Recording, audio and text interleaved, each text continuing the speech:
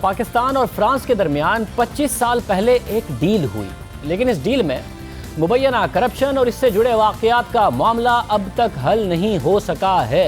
الزامات اب تک برقرار ہیں۔ اس ڈیل میں فرانسیسی سیاستدانوں سمیت پاکستانی سیاستدانوں اور سیکیورٹی افسران پر کرپشن کے الزامات لگے، اور 2002 میں ایک ایسا واقعہ پیش آیا جو اب تک ایک معمہ بنا ہوا ہے، لیکن فرانس میں اس کیس سے متعلق اہم تحقیقات ہو رہی ہیں اور 90 سالہ سابق وزیر اعظم کو اب مقدمے کا سامنا کرنا ہوگا۔ گزشتہ دنوں فرانسیسی عدالتی کمیشن نے فیصلہ سنایا کہ فرانس کے سابق وزیر اعظم بیلاڈیور کو پاکستان کے ساتھ ہونے والے اسلحے کے معاہدے میں مقدمے کا سامنا کرنا ہوگا، کیونکہ ان پر الزام ہے کہ انہوں نے اس معاہدے کے ذریعے کک بیکس حاصل کیے تاکہ وہ اپنی انتخابی مہم کو فنڈ کر سکیں۔ لیکن وہ کون سا معاہدہ ہے جو 25 سال بعد بھی فرانس کے سابق وزیر اعظم کا پیچھا کر رہا ہے، پاکستان میں کسی کا پیچھا نہیں کر رہا ہے؟ اس حوالے سے ہمیں کچھ تاریخی حقائق کا جائزہ لینا ہوگا۔ 1994 میں پاکستان پیپلز پارٹی کی حکومت تھی۔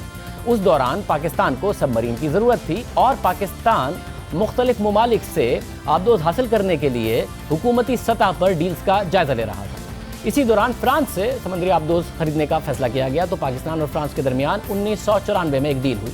اس ڈیل کے مطابق فرانس نے پاکستان کو 826 ملین یوروز کی مد میں سب مرینز فروخت کرنی تھیں۔ معاہدہ ہوا، معاملہ آگے بڑھتا گیا۔ 1996 میں فرانس میں انتخابات ہو گئے اور فرانسیسی وزیر اعظم بیلاڈیور نے صدر کے امیدوار کے طور پر انتخابات میں حصہ لیا، لیکن انہیں صدارتی انتخابات میں شکست ہو گئی اور فرانس کے نئے صدر بنے یاک شیراک۔ یاک شیراک نے انتخابات جیتنے کے بعد مختلف معاہدوں کا جائزہ لینا شروع کیا، جس میں ایک معاہدہ پاکستان کے ساتھ بھی تھا۔ اس معاہدے میں کمیشن کے طور پر ادا کی جانے والی رقم کو جب دیکھا گیا تو انہوں نے اپنے وزیر دفاع کو حکم دیا کہ وہ اس معاہدے کی تحقیقات کریں۔ ساتھ ہی انہوں نے اس معاہدے کے تحت ادا کی جانے والی کمیشن کی رقم بھی روک دی، کیونکہ انہیں خدشہ تھا کہ اس کمیشن کی رقم سے کک بیکس حاصل کیے جا رہے ہیں۔ مگر فرانسیسی اخباروں کے مطابق کمیشن کی یہ رقم 2001 تک جاری رہی۔ تحقیقات چل رہی تھی، مگر 2002 میں ایک ایسا واقعہ پیش آیا جس نے اس ڈیل پر مزید سوالات اٹھا دیے۔ 2002 میں کراچی میں بس پر خودکش حملہ ہوا جس میں 14 افراد ہلاک ہوئے۔ ان 14 افراد میں سے 11 وہ فرانسیسی انجینئرز تھے جو سب مرین معاہدے کے لیے کام کر رہے تھے۔ اس حملے کی ذمہ داری آج تک کسی نے قبول نہیں کی، لیکن جب یہ واقعہ ہوا تو اس کا الزام القاعدہ پر لگایا گیا۔ فرانس نے بھی اس پورے معاملے کی تحقیقات کا حکم دیا۔ 2008 میں فرانسیسی تحقیقات کاروں نے اس واقعے کو ایک نیا رخ دیتے ہوئے موقف اختیار کیا کہ اس حملے کا تعلق کمیشن کی رقم روکنے سے ہو سکتا ہے، اور انہوں نے شبہ ظاہر کیا کہ ہو سکتا ہے کہ یہ حملہ کمیشن کی رقم روکنے کی وجہ سے بدلے کے طور پر کیا گیا۔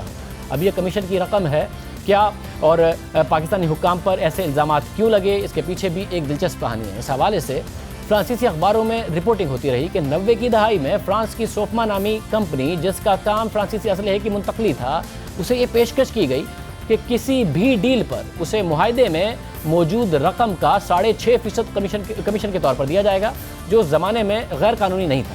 اس طرح جب 1994 میں فرانس اور پاکستان کے درمیان سب مرین کی فروخت کا معاہدہ طے پایا تو اس معاہدے کے تحت سوفما نامی کمپنی کو فرانسیسی کرنسی میں لاکھوں ڈالرز ملنے تھے، جبکہ 2 لبنانی تاجروں کو ایک آف شور کمپنی مرکور فائنانس کے ذریعے کمیشن 4% ملنا تھا، یعنی فرانسیسی کرنسی میں لاکھوں ڈالرز یہ بھی بنتے تھے جو انہیں پاکستان میں موجود اپنے ساتھیوں کے ساتھ شیئر کرنے تھے۔ مگر مسئلہ یہ بھی تھا کہ اس کمیشن کی ایک بھاری رقم واپس فرانسیسی وزیر اعظم بیلاڈیور کے پاس کک بیکس کے طور پر جا رہی تھی، جس نے اس پوری ڈیل کو متنازع بنا دیا۔ یعنی اس ڈیل پر یہ الزام لگا کہ یہ ڈیل فرانسیسی اور پاکستانی حکام کی ملی بھگت سے ہوئی ہے، یعنی فرانس کے سابق وزیر اعظم اس ڈیل کے تحت کمپنیوں اور پاکستانی حکام کو کمیشن کی رقم دیتے رہے اور کمیشن کی ایک خاص رقم وہ کک بیکس کے طور پر واپس لیتے رہے، اور سب سمجھوتے کے طور پر ہوتا رہا تاکہ پاکستانی حکام بھی خوش رہیں اور فرانس کے وزیر اعظم بھی کک بیکس کی رقم کو اپنے صدارتی انتخابات کی مہم میں لگا سکیں۔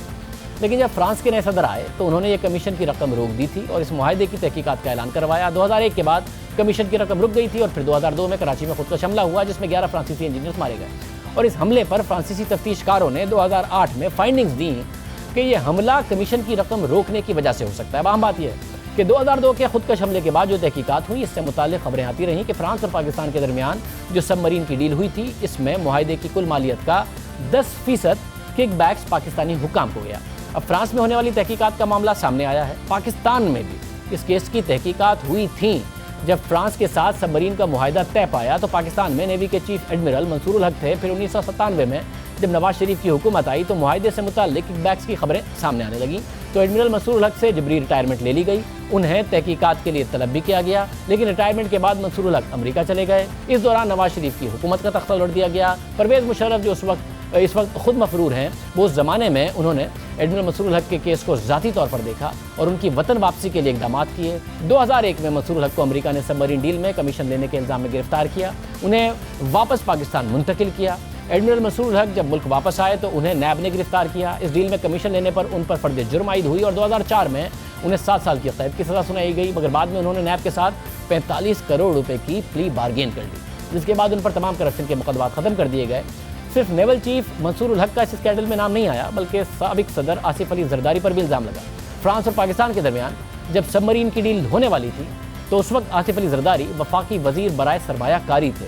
آصف زرداری پر الزام تھا کہ انہوں نے بھی ڈیل کے ذریعے کک بیکس حاصل کیے.